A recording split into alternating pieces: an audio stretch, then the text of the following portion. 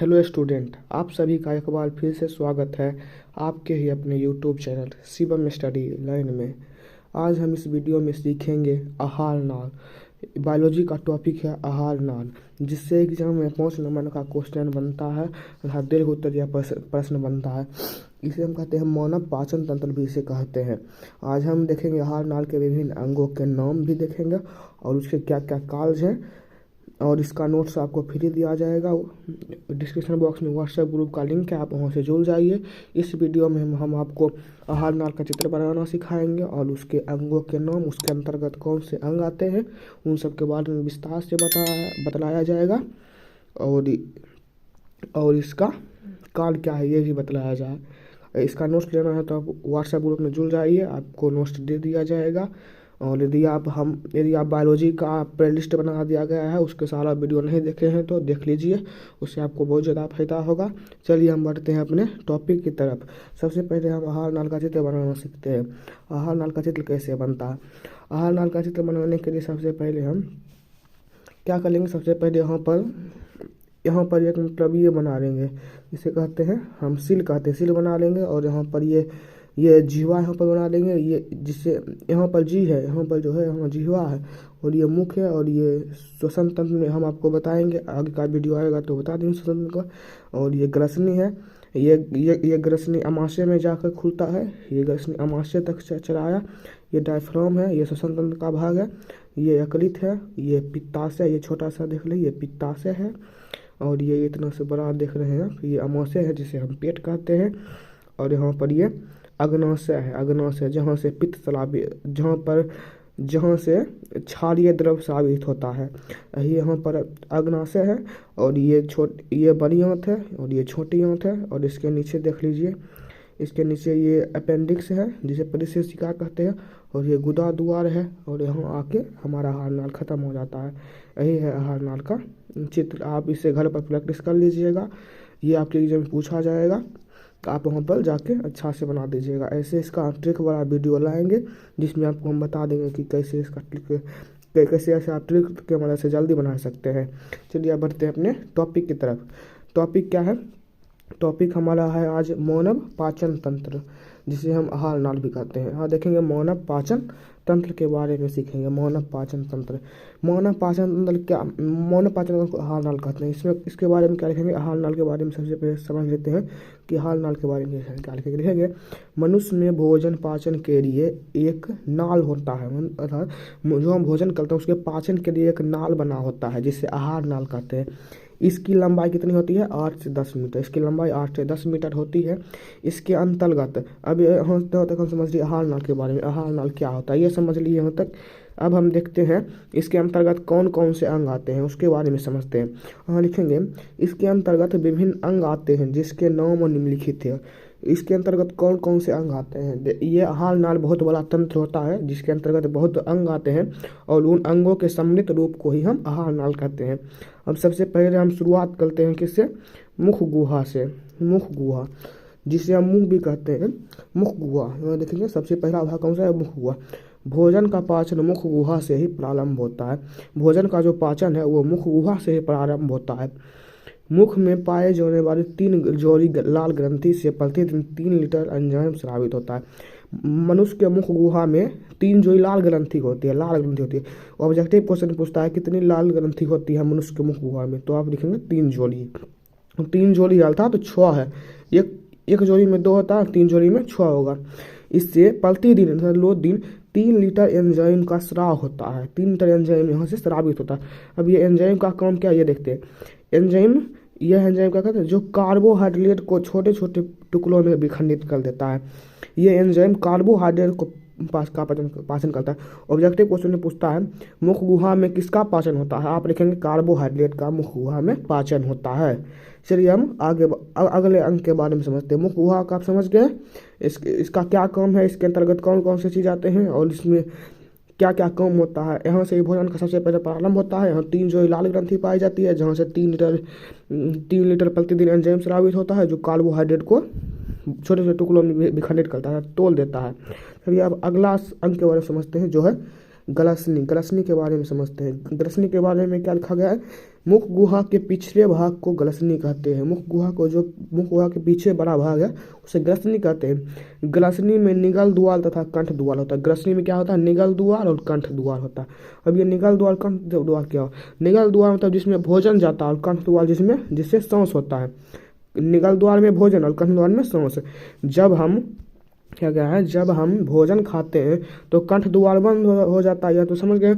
अगर हम भोजन कर लें तो अगर भोजन जाएगा कंठ द्वार में जाएगा तो हम उसका सांस लेने का जगह है, वो भोजन से क्या करेगा, इसलिए कंठ द्वार बंद हो जाता है।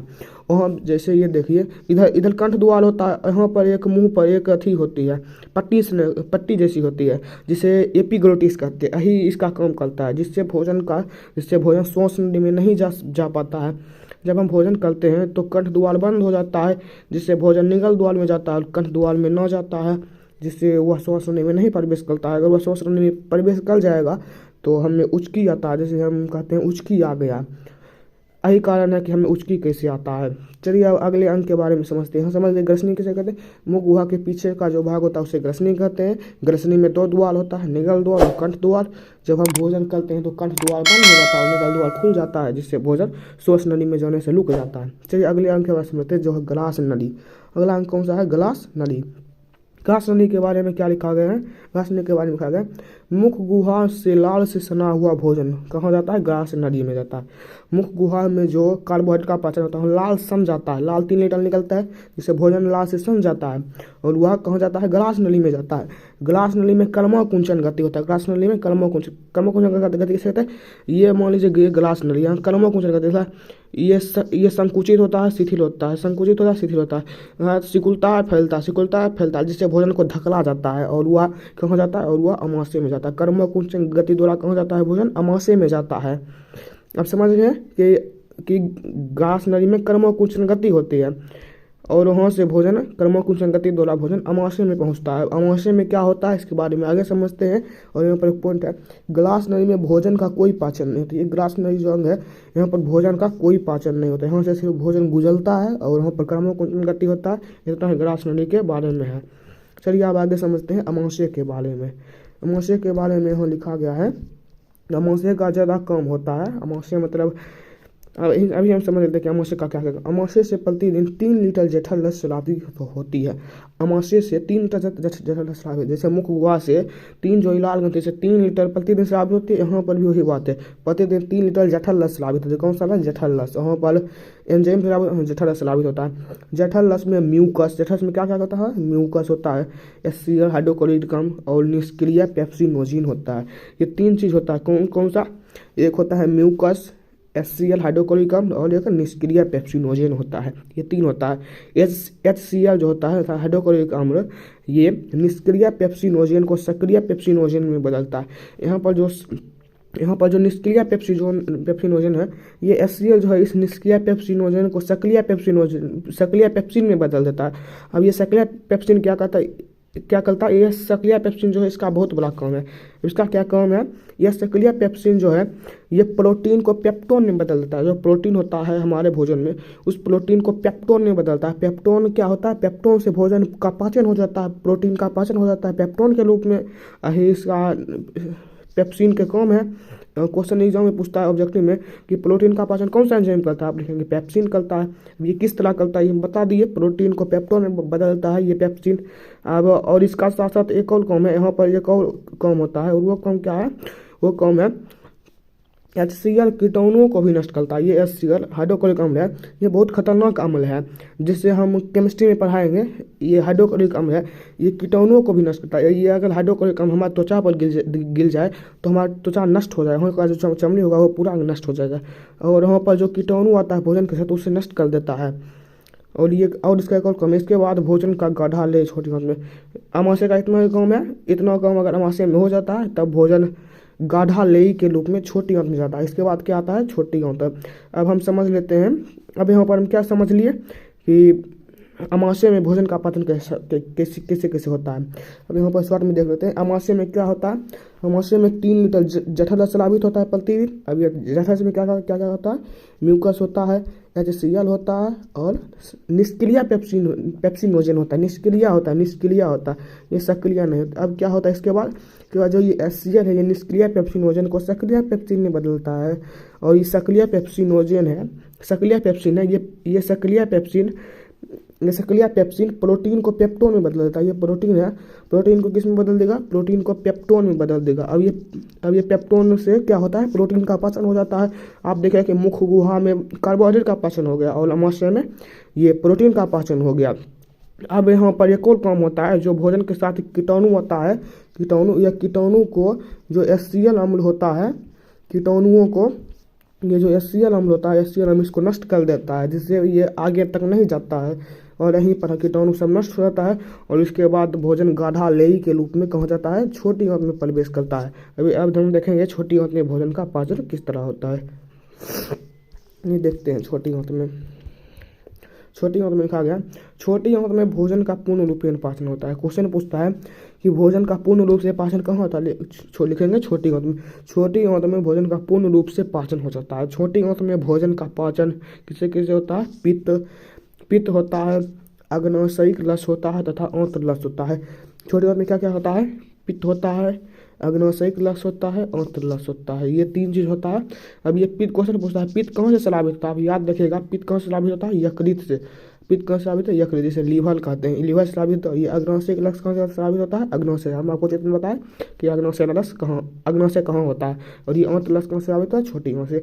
ये तीनों मिलकर भोजन का पाचन करता है और यहाँ पर भोजन का पूर्ण रूप से पाचन हो जाता है। यही छोटी आंत का भोजन का पाचन यहाँ पर पूर्ण रूप से होता है। चलिए अब देखते हैं यकृत। हम आपको बताएं यकृत क्या होता है। तो यकृत से पित्त का स्राव होता है। हम अभी आपको बताएं यकृत से पित्त का स्राव होता है। अब इसका काम क्या है, यह अम्लीय कायम को क्षारीय बना देता है। ये पित्त है, ये अम्लीय कायम को क्षारीय बना देता है तथा भोजन के लवणों में वसा का विखंडन हो जाता है, वसा का विखंडन तथा पाचीकरण करता है। इसे समझते कैसे होता है, क्योंकि यहाँ लिखा गया है कि यकृत से पित्त का स्राव होता है। यकृत से किसका स्राव होता है, पित्त का स्राव होता है, पित्त का। अब ये पित्त क्या करता है, ये पित्त का बहुत बड़ा काम है। जैसे अमाशय में HCl अम्ल मिला था, HCl अम्ल होता है, अब ये भोजन को अम्लीय कर दिया। अब ये भोजन जब आगे जाता है तो ये भोजन को आगे पाचन होने के लिए इस भोजन का क्षारीय होना बहुत ज़्यादा आवश्यक है। अब ये क्षारीय होगा कैसे, इसीलिए पित्त स्रावित होता है। ये पित्त भोजन में मिलकर इसे क्षारीय बना देता है, तब ये आगे जाकर इसका पाचन हो जाता है, इसीलिए पित्त स्रावित होता है। अब एक लास्ट अंग है जिसे बड़ी आंत कहते हैं। बड़ी आंत के बारे में समझते हैं। बड़ी आंत में 2 भाग होते हैं। बड़ी आंत में 2 भाग कौन कौन से होते हैं, लेक्टम और कोलन में बटा होता है। इसमें एक क्या होता है, इसमें एक अवशेषी अंग होता है। अब ये अवशेषी अंग के बारे में समझते हैं। इसमें एक अवशेषी अंग अपेंडिक्स होता है, इसका नाम क्या अपेंडिक्स होता है, एवं अपच भोजन लेक्टम के माध्यम से बाहर निकल जाता है। अब यह समझिए, यहाँ 2 भाग होता है। कौन कौन सा होता है, एक होता है लेक्टम और एक होता है कोलन होता है। और यहाँ पर एक अवशेषी अंग होता है। अवशेषी अंग किसे कहते हैं, जिसका हमारे शरीर में कोई काम नहीं लेकिन वो धरा है, जैसे कि यह अपेंडिक्स हो गया, तो त्वचा का बाल हो गया, और भी अनेक अंग होते हैं। ठीक, इस लेक्टम में क्या होता है, लेक्टम में अपच भोजन होता है, उसे लेक्टम के द्वारा बाहर निकाल दिया जाता है। और इस कोलन में जल का अवशोषण होता है, जो जल बच जाता है ज़्यादा उसका अवशोषण हो जाता है। अब यहाँ पर आहार नाल के बारे में हम आपको पूरा समझा दिया। इसका नोट्स लेना है तो आप व्हाट्सएप ग्रुप में ज्वाइन हो जाइएगा, वहाँ पर आपको नोट्स दे दिया जाएगा। अब यहाँ पर हम इस वीडियो को समाप्त करते हैं। मैं आशा करता हूँ कि आपको आहार नाल के बारे में अच्छा से समझ आया होगा। यदि आपको समझ आया है तो हमारे इस वीडियो को लाइक कीजिए और अपने दोस्तों के भी ज़रूर शेयर कीजिएगा, और हमारे चैनल को ज़रूर सब्सक्राइब कीजिएगा। चलिए मिलते हैं किसी अगले टॉपिक के साथ अगले वीडियो में, तब तक धन्यवाद।